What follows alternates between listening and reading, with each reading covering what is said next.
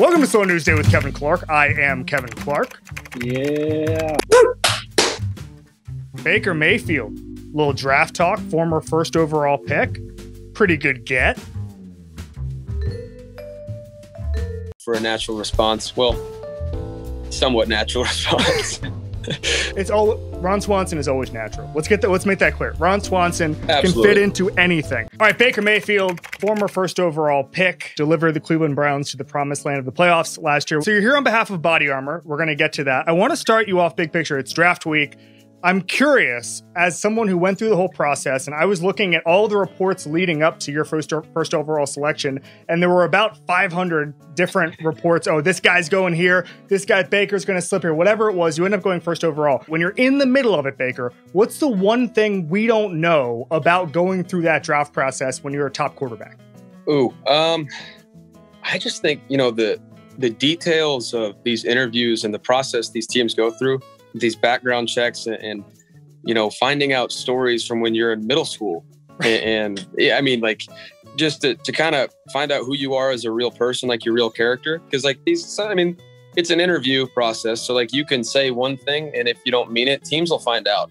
They always have a way of finding the truth out. When it comes down to it, I think mentally I was in a good place because I did everything I could during these interviews and workouts, but then leading up to the week of the draft, there's nothing else I could do at that point to improve my stock. Everything was already in place. It was out of my control. So I kind of just, relaxed on that, tried to, and enjoy being around family and friends. But it's a very scrutinizing process, that's for sure. When did you know you were going to Cleveland? Good thing you brought up all those articles, because the day of the draft, the morning of, there was all those articles saying that I was going to Cleveland, but I hadn't heard anything from anyone in Cleveland. So I wasn't going to believe in it. Yeah. I didn't want to get my hopes up to then be disappointed. So I didn't know until I got the phone call from John Dorsey. Have you seen any of the top quarterbacks? Have any of them jumped out at you this year, Baker? I think it's an extremely talented group. Yeah. I think it's, pretty similar to my class that was coming out. I think there's some really good guys. I think there's a lot of raw talent. Obviously, Trevor is very unique and very special.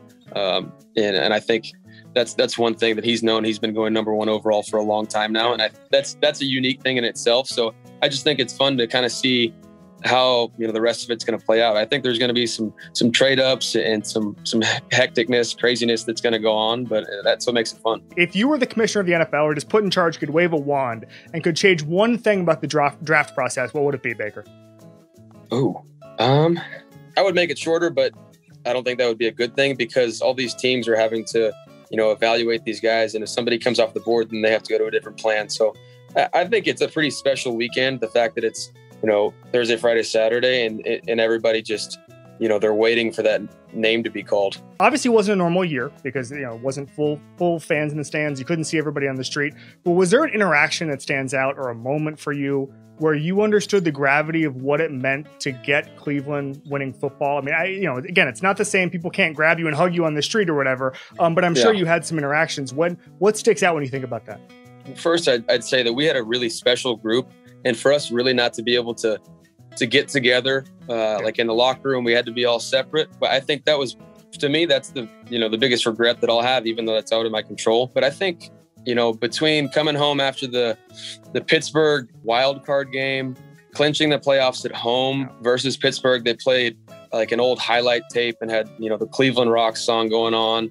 And then even after we lost to the Chiefs, we were all so angry as players and staff, we wanted to win. Plain and simple. But when we got back home, there were a ton of fans waiting at the airport. And to me, that says a lot. They were so proud and happy to be along that journey with us. And even though we lost, they wanted to show their support. I'd say that's probably the biggest moment. But that's why I keep telling people, let's set a new standard and expectation around there, that we want to create that winning culture. This is important. So you've quoted Ron Swanson in a press conference before. You've quoted Blake Schroeder. You worked this stuff in. Only two things I hate more than missing throws, and it's lying and skim milk. And skim milk's just water lying about being milk. Is there a show that you have not worked into a press conference that you're trying to work in? It'd probably be my all-time favorite, Seinfeld, that I would love to work in. Maybe a Kramer reference. That would be good. Okay. Okay. So that's our project for 2021 is working some Seinfeld. Yeah, I think that might be it. Maybe a little Larry David quote, something like that. How do you decide when you work in a Ron Swanson, when you work in a Dwight Schrute, how do you decide how to work that in? And is it just because you were watching something the day before? How does that even happen? It's not up to my control of what I'm supposed to say. That is the QB room. They vote on the quotes of the week and have to try and fit it in. Luckily, some of these questions set it up for a natural response. Well, somewhat natural response. Ron Swanson is always natural. Let's make that clear. Ron Swanson Absolutely. can fit into anything. I know you talked about this yesterday, but I do want to address it with as much detail as you can. Explain the UFO sighting.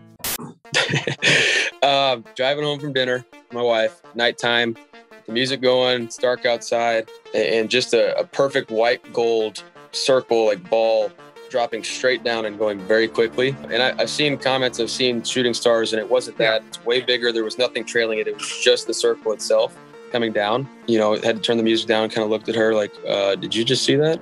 I'm like, yeah. And we weren't going out looking for it. We weren't doing that. It just kind of happened. Some skeptics come out of the woodwork and say, okay, as you alluded to, it could be a shooting star, it could be a drone, could be a weather balloon. It was none of those things. No, I truly believe it was UFO. Is that the weirdest thing you've ever seen, or is there other things that you've seen in your lifetime? That's probably definitely the weirdest thing. Is the mustache ever coming back? We'll see. You know, it's we'll see if I can control that power. You know, the power of a mustache is pretty severe, so not everybody can harness it. I had one last summer, and then Jeff Fisher came on this show and said it was a bad mustache, and I had to go. It had to go. When Fisher says that, do you have a cat close by? I don't. No, because I say if you did have a cat, just have a bowl of oatmeal with some milk and just let the cat lick it off. He needs some work. Coach Fish says that. Yeah, you got to get rid of it at that point. We'll do the horoscope here. You're an Aries, is that correct? That's correct. April 14th. All right. Arbitrary decisions will affect your work. Don't let this deter you. With your stellar attitude, this wild card may just help you shine. Sounds all right. Wow. I'll take that. Yeah. We do a thing called Club Kevin. It is just whoever is your favorite person in the world this week, whoever crushed it, whoever you think is winning the week. Ooh, this week. Fernando Tatis. Ooh, okay. He's crushing it right now. 5 home runs in 3 games versus the Dodgers. Little payback on Trevor Bauer. I think that rivalry with the Dodgers and Padres is pretty special. So I think it's exciting what he's doing for baseball, bringing that fire and energy back to it. Tell us what you're doing with Body Armor. Body Armor, you know, it's extremely fortunate and blessed to be, a partner of theirs. And we just did something very special. The One More campaign. It's about getting one more rep in, doing the extra things, the little things to where, you can raise that level of play, your training and everything. And it's Body Armor itself. The product is unbelievable. I truly do believe in it. That's why this partnership started. No added artificial sweeteners, none of that, no extra sugar. Like it's so good for you. And for me, that's so important. But the mentality that, started it was Kobe Bryant was a huge partner for Body Armor. And I was such a huge Kobe fan. And, that competitive spirit, all things kind of aligned for it. But this One More campaign just kind of sums all that up. And you think about all the names that were involved in this commercial that's coming out. It's pretty special. Mookie Betts, James Harden, Trae Young, Sabrina, Naomi. I mean, it's just Christian McCaffrey. It's a widespread group of athletes that have a huge impact on the world. And I think that's so special that they did something and accomplished this to show the importance of how to work hard, train hard, and fuel your body right. Baker Mayfield, Body Armor, thank you so much for joining Slow News Day. I appreciate it. Thanks, man.